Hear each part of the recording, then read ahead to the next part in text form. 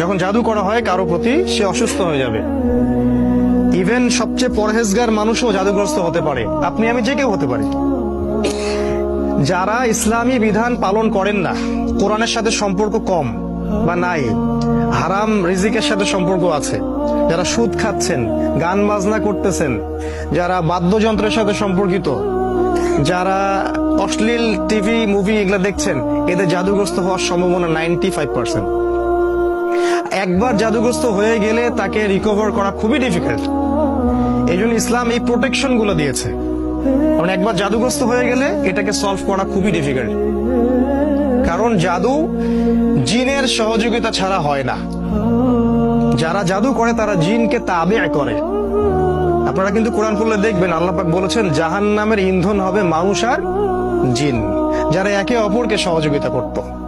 আজ পর্যন্ত কিছু মানুষ আছে এই পৃথিবীতে, আপনার আশপাশেও, যারা জিনের সহযোগিতা নিয়ে বিভিন্ন কুফরি কালাম তন্ত্র মন্ত্র করে, এবং গ্রামাঞ্চলে এটার প্রচলন অনেক বেশি। ঠিক আছে, ইভেন এখন শহরেও এগুলো ঢুকে পড়ছে। প্রেমের জোড়া দেওয়ার জন্য, বাড়ির বরকতের জন্য, স্বামী স্ত্রীর সম্পর্ক উন্নয়নের জন্য বিভিন্ন কাজে এগুলো করা হচ্ছে। এবং আমাদের দেশে কবিরাজের সংখ্যা তো অভাব নাই। আর যেহেতু এগুলো সম্পর্কে আমরা জানি কম, আমরা কিছু হইলেই ওদের কাছে দৌড়াই। এই সুযোগটা ওরা আমাদের কাছ থেকে নেয়, নিয়ে সে এদিক থেকেও টাকা খায়, ওদিক থেকেও টাকা খায়। শয়তান, এক কথায় শয়তানের চেলাপেলা এগুলা। তো আল্লাহ রসুলকে ইহুদিরা জাদু করেছিল, এবং আপনারা জানেন কিনা যে ইহুদিরা তাকে হত্যা করার চেষ্টা করেছিল, তার খাবারের মধ্যে বিষও দিয়েছিল। যে জাতি আমাদের নবীকে হত্যা করতে পারে, এবং যে জাতি অসংখ্য নবীকে আগে হত্যা করে আসছে, কিভাবে আমরা ভাবলাম যে তারা আমাদের বন্ধু? অথচ আল্লাহ কোরআনে বলছেন তারা কখনো তোমাদের কল্যাণ চায় না। তারা ভিতরে যেটা গোপন করে সেটা আরো বেশি ভয়ঙ্কর।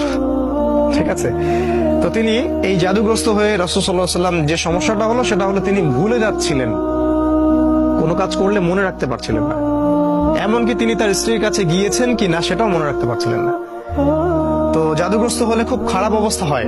এই জন্য আমার রিকোয়েস্ট থাকবে যে আপনারা অনতিবিলম্বে কোরআন, সুন্নাহ, সহিহ জিকির, আজগার, দোয়া, কালাম এগুলো শিখে নেবেন, এবং সকাল সন্ধ্যা এগুলো প্র্যাকটিস করবেন। তখন ইনশাল্লাহ কোনো জিন বা কোনো জাদুকর আপনার কোনো ক্ষতি করতে পারবে না।